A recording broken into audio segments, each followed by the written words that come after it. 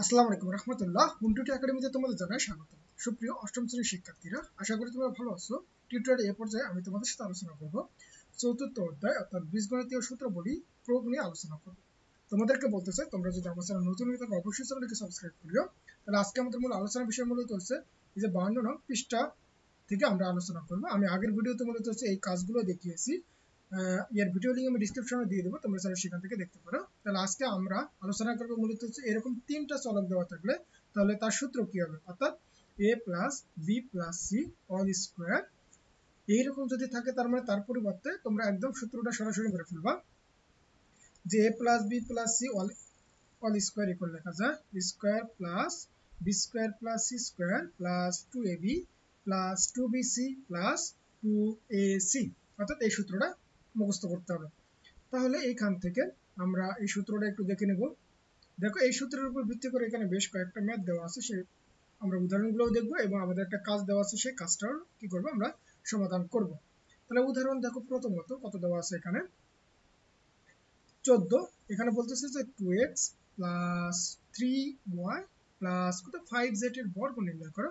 তাহলে ধরে নিলাম যে 2x ইকুয়াল a, তারপরে হচ্ছে 3y ইকুয়াল কত b, আর 5z ইকুয়াল কত ধরে নিলাম c। তাহলে প্রদত্ত রাশি যখন হবে, তার মানে কি এর পরিবর্তে তুমি a বসাবা, এর পরিবর্তে b বসাবা, প্লাস c বসাবা। যেহেতু বর্গ নির্ণয় করতে বলতেছে, তার উপর কি দিবা, স্কয়ার দিয়ে দিবা। তারপর সূত্র কি, যে square plus B square plus C square plus 2ab plus 2bc plus কত 2ac। তারপরে এবার মানগুলো বসাই দিলাম। তাহলে এর মান বসাবো, বি এর মান বসাবো, সি এর মান বসাবো। ঠিক একইভাবে যেখানে a আছে সেখানে a, যেখানে b আছে b বসাই দেবো, আর সির জায়গা সির মানটা এখানে কি করে দেবো, বসাই দেবো।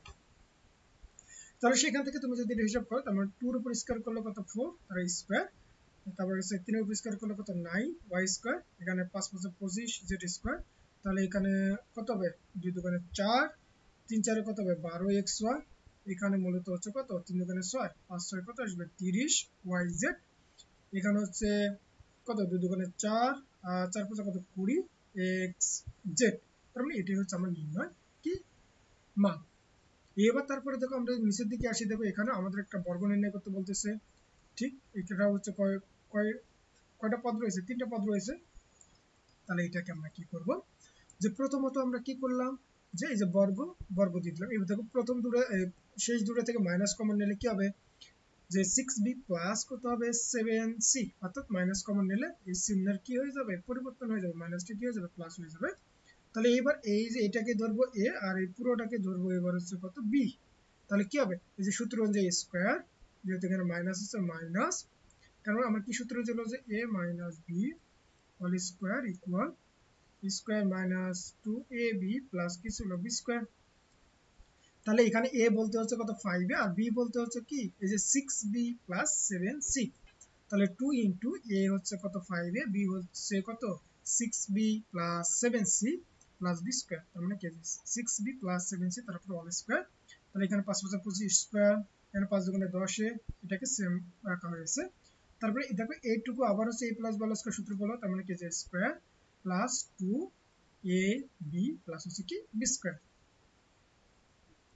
তাহলে কি হলো যে 25 স্কয়ার, এখানে কত হবে plus minus minus 60 ab plus minus minus 70 ac, এখানে কত 36 বি স্কয়ার, 6 দোকানে কত হবে 12, 7 বারং কত 84 bc, আর এখানে কত হবে 749 c স্কয়ার। তাহলে এটাকে সাজিয়ে লিখলে মূলত তুমি এটা পাবো।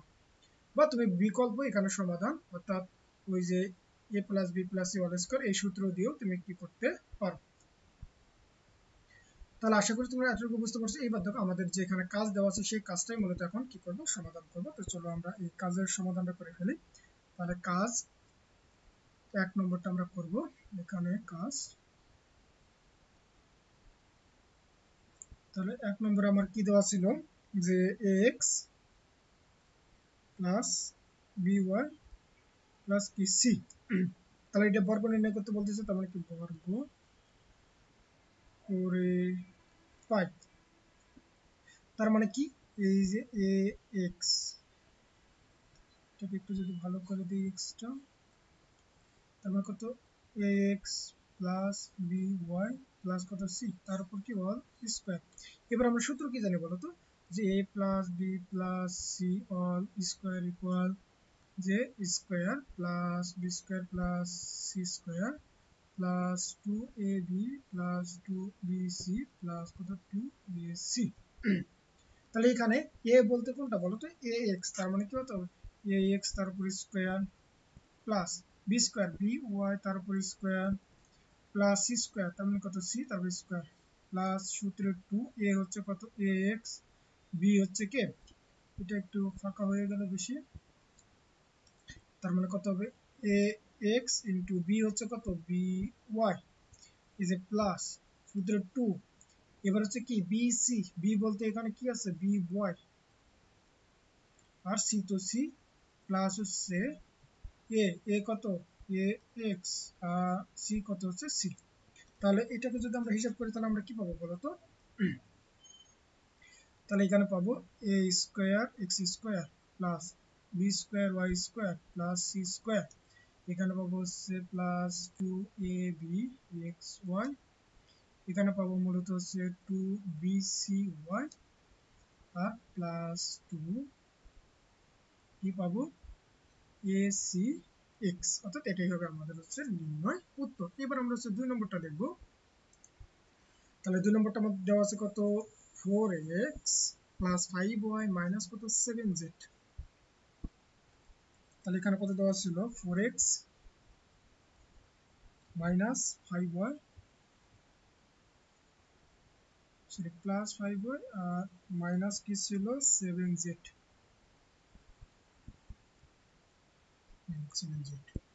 তাহলে এইবার আমরা কি কিছু করি যে বর্গ করে পাই,